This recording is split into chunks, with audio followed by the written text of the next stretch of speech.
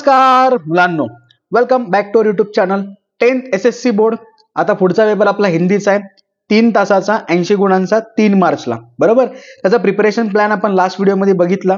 1.5 दिवसामध्ये कसं प्रिपरेशन करायचंय, कुठल्या गोष्टी डोक्यात ठेवायच्यात, तसेच गद्य विभाग, त्यानंतर पद्य विभाग, कुठल्या प्रकारचे प्रश्न असतात, त्यांचं प्रिपरेशन कसं करायचं, हे सगळं समजून घेतलं। आता पुढचा महत्त्वाचा विभाग आहे तो म्हणजे उपयोजित लेखन।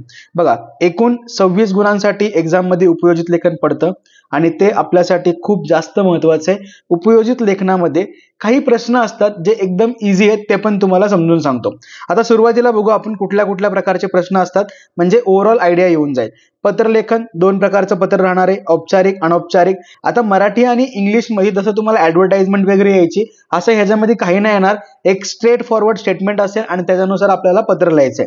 एकूण 5 गुणांसाठी विचारलं जाईल। त्यानंतर गद्य आकलन, त्यामध्ये आपल्याला प्रश्नांची निर्मिती करायची। सगळ्यात सोपा प्रश्न आहे बघा, सगळ्यात सोपा, म्हणजे हे 4 गुण आपल्यासाठी एकदम इझी झाले।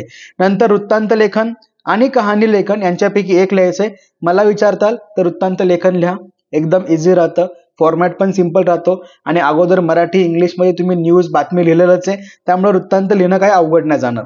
नंतर विज्ञापन, ज्याला जाहिरात लेखन बोलतो मराठीमध्ये, हे सुद्धा एकदम सोपं आहे। म्हणजे हे 5 मार्क आणि हे 4 मार्क, टोटल 9 मार्क, 9 मार्क्स आपल्यासाठी इझी आहेत, बरोबर। त्यानंतर शेवटी निबंध लेखन। आता या सगळ्यामध्ये ना एक गोष्ट डोक्यात ठेवा, जेवढं जास्तीत जास्त तुम्ही रीड करताल तेवढं जास्तीत जास्त तुम्ही लिहू शकता, कारण हिंदीमध्ये शब्द आठवणं as compare to Marathi English थोडा हार्ड आहे।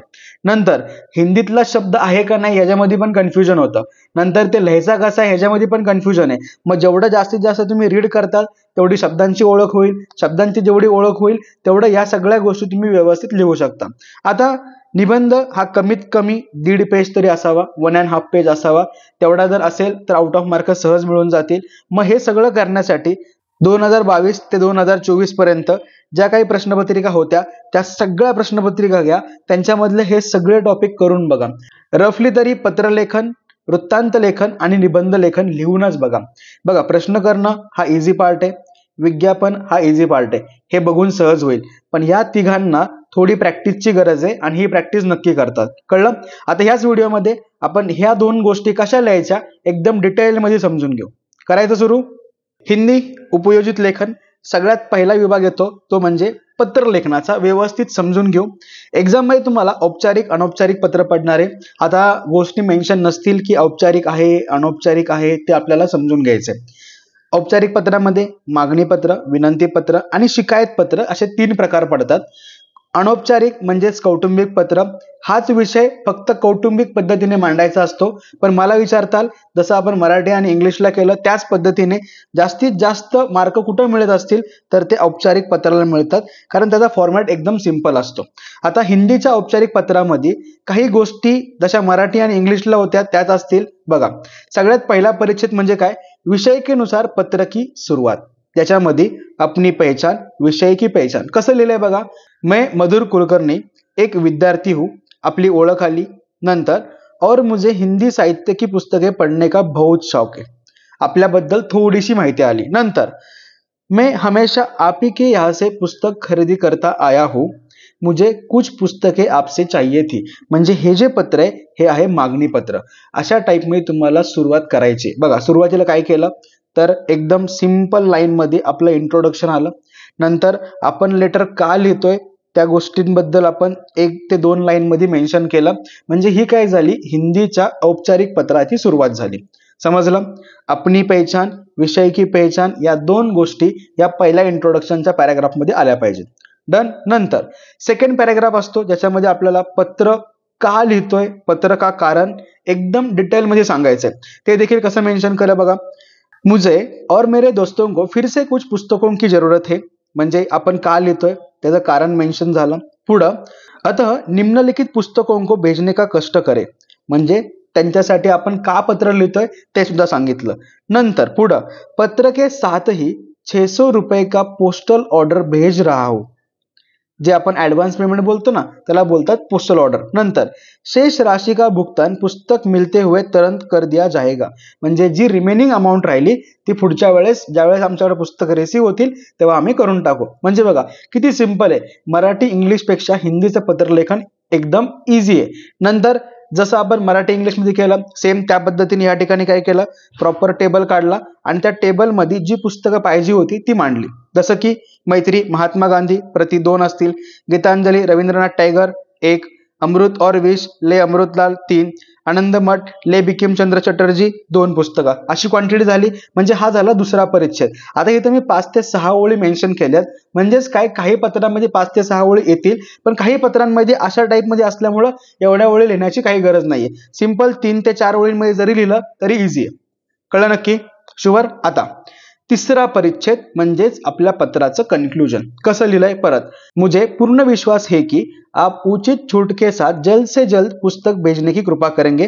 म्हणजे त्यांना आपण काय केलं, ही विनंती केली. नंतर उम्मीद है की पुस्तके फटी अथवा पुराणी नहीं होंगे. नंतर आपली जी कंडिशन होती ती सांगितली. शेवटी धन्यवाद भवदीय पर्सनचं नाव आणि आपल्याबद्दलची जी इन्फॉर्मेशन आहे ती खाली आली पाहिजे. समजलं नक्की? अशा 3 पॅराग्राफ मध्ये तुम्हाला काय करायचंय, पत्र लिहायचं हिंदीचं. कळलं नक्की?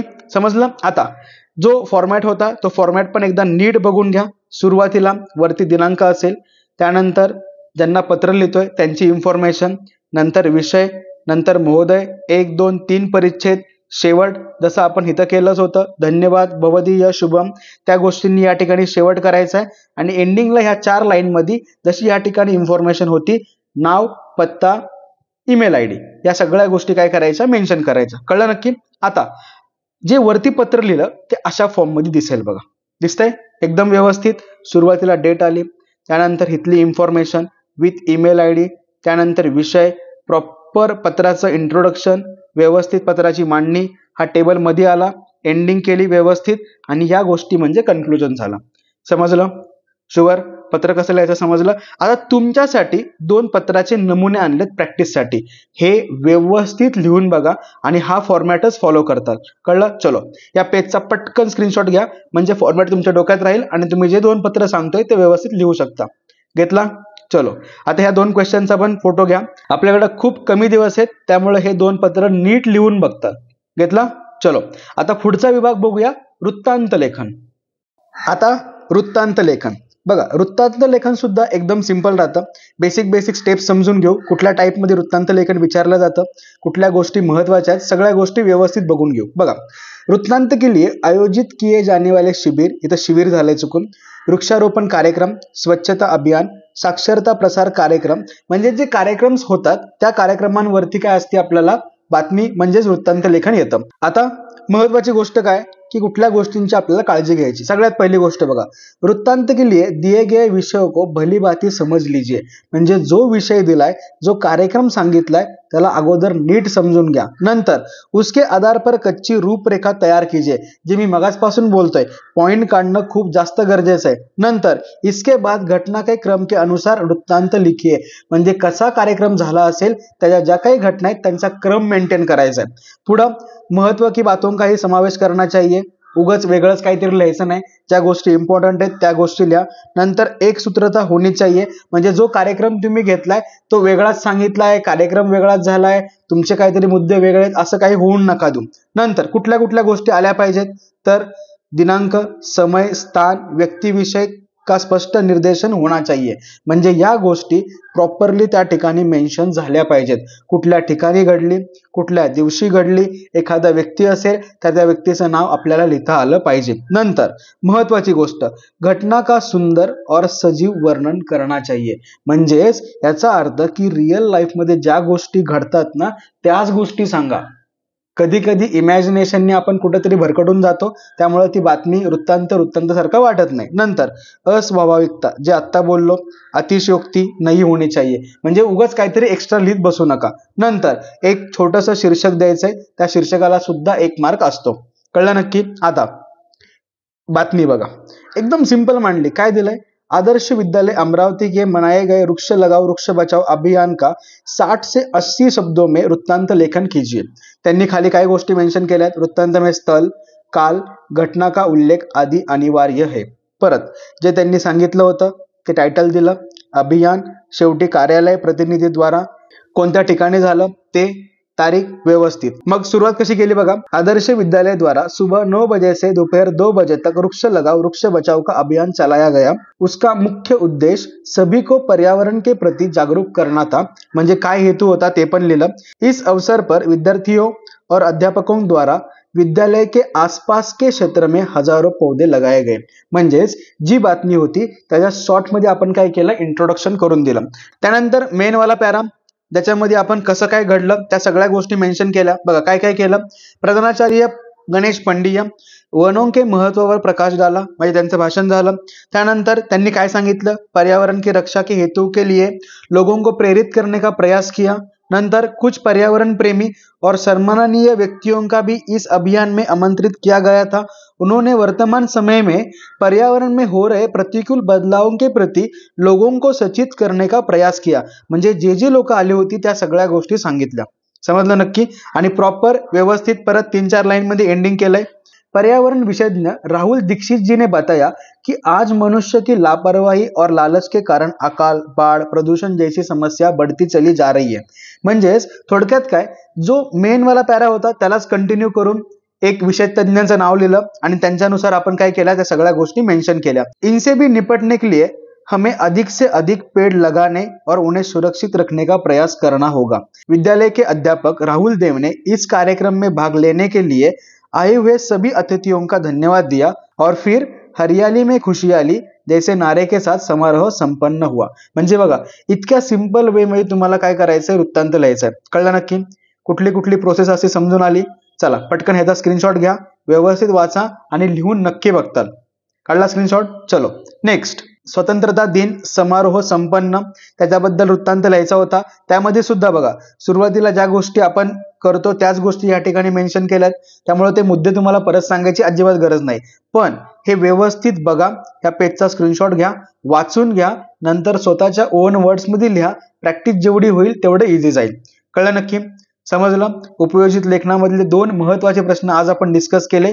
नेक्स्ट व्हिडिओमध्ये निबंध कसं लिहायचा ते देखील बघूया, परंतु याची प्रॅक्टिस नक्की करून ठेवतात। कळलं? चलो व्यवस्थित अभ्यास करा, अजिबात वेळ वाया घालवू नका। Bye bye, all the best.